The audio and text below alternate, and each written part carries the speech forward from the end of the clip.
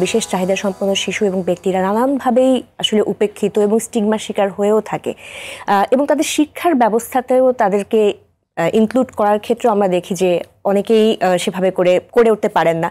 এখানে যদি জানতে চাই যে বাংলাদেশে বিশেষ চাহিদা সম্পন্ন শিশুদের শিক্ষা ব্যবস্থায় বর্তমান যে অবস্থাটা আছে সেটা আপনি কিভাবে মূল্যায়ন করবেন? বিশেষ চাহিদা সম্পন্ন শিক্ষার্থী বা যাদেরকে আমরা অনেক ক্ষেত্রে প্রতিবন্ধী শিক্ষার্থীও বলে থাকি, তাদেরকে আমাদের মূলধারার শিক্ষা সম্পৃক্তকরণ একটা জাতীয় কমিটমেন্টে পরিণত হয়েছে। আমরা একীভূত শিক্ষার নামে তাদেরকে মূলধারার শিক্ষা সম্পৃক্ত করার প্রয়াস চালিয়েছি গত 2 দশক ধরে, কিন্তু এখনও নানা ধরনের সামাজিক প্রতিবন্ধকতা, শিক্ষক প্রশিক্ষণ বা বিদ্যালয়ে শিক্ষার্থী বান্ধব পরিবেশের অভাবে অনেক ক্ষেত্রেই আমরা সেই কাঙ্ক্ষিত লক্ষ্যে পৌঁছাতে পারছি না।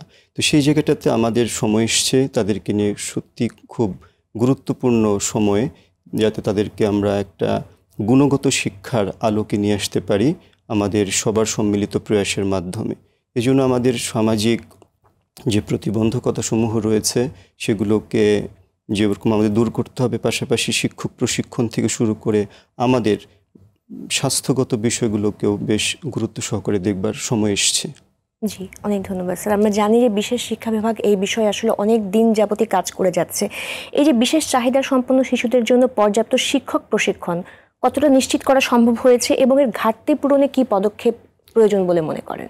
সত্যি কথা বলতে বিশেষ শিক্ষা বিভাগ বাংলাদেশে ঢাকা বিশ্ববিদ্যালয়ের শিক্ষক গবেষণা ইনস্টিটিউটেই একমাত্র কাজ করছে। তো আমরা 1993 সাল থেকে এই বিশেষ শিক্ষা বিভাগে মূলত প্রতিবন্ধিতা নিয়ে কাজ করছি। এই প্রতিবন্ধিতা জগতে পেশাজীবী তৈরি এবং বিভিন্ন রকম গবেষণা করে আমরা দেশকে কন্ট্রিবিউট করার চেষ্টা করছি। তো তারই ধারাবাহিকতায় আমরা বর্তমানে অনার্স এবং মাস্টার্স, এমফিল, পিএইচডি ডিগ্রি প্রদান করছি বিশেষ শিক্ষার উপরে।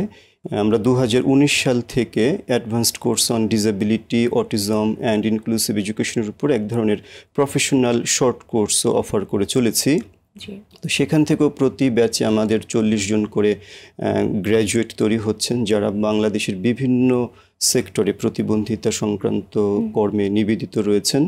এর পাশাপাশি বাংলাদেশে বিশেষ চাহিদা সম্পন্ন শিশুদের শিক্ষার জন্য বাংলাদেশ প্রতিবন্ধী ফাউন্ডেশনের অধীনে একটি কলেজ রয়েছে, সুইড বাংলাদেশি টিচার্স ট্রেনিং কলেজ রয়েছে।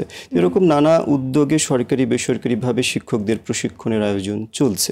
তবে সেটি বাংলাদেশে যে পরিমাণে শিশু বিশেষ চাহিদা সম্পন্ন বা প্রতিবন্ধিতা বৈশিষ্ট্য সম্পন্ন, সেই তুলনায় শিক্ষকদের এই প্রশিক্ষণের আয়োজন অত্যন্ত অপ্রতুল বলে আমি মনে করি। বিশেষ চাহিদা সম্পন্ন শিশুদের তো আসলে অনেক ধরন রয়েছে। এই অনুযায়ী শহর কেন্দ্রিক এবং আমাদের যদি প্রত্যন্ত অঞ্চলের জায়গা থেকেও আসলে বিচার করি, কেমন প্রতিবন্ধতার ধরনগুলো আসলে খুব বেশি দেখা যায় এবং তাদের ক্ষেত্রে শহর এবং গ্রামে কি আসলে সুযোগ সুবিধার বিষয়গুলো কি আলাদা রয়েছে কিনা? আচ্ছা, তো আমাদের বাংলাদেশের পরিসংখ্যান ব্যুরো কর্তৃক 2019 সালে যে একটি জরিপ হয়েছিল, সেখানে দেখা যাচ্ছে যে শহরের তুলনায় গ্রামে প্রতিবন্ধিতার হারটা তুলনামূলকভাবে বেশি। এতে নানা রকম সচেতনতার অভাব, বাবা মায়ের সেরকম প্রশিক্ষণের অভাব বা সামাজিক কুসংস্কার এবং যে দৃষ্টিভঙ্গিগত সমস্যা, সেটা অনেক বড় একটা কারণ বলে আমি মনে করি।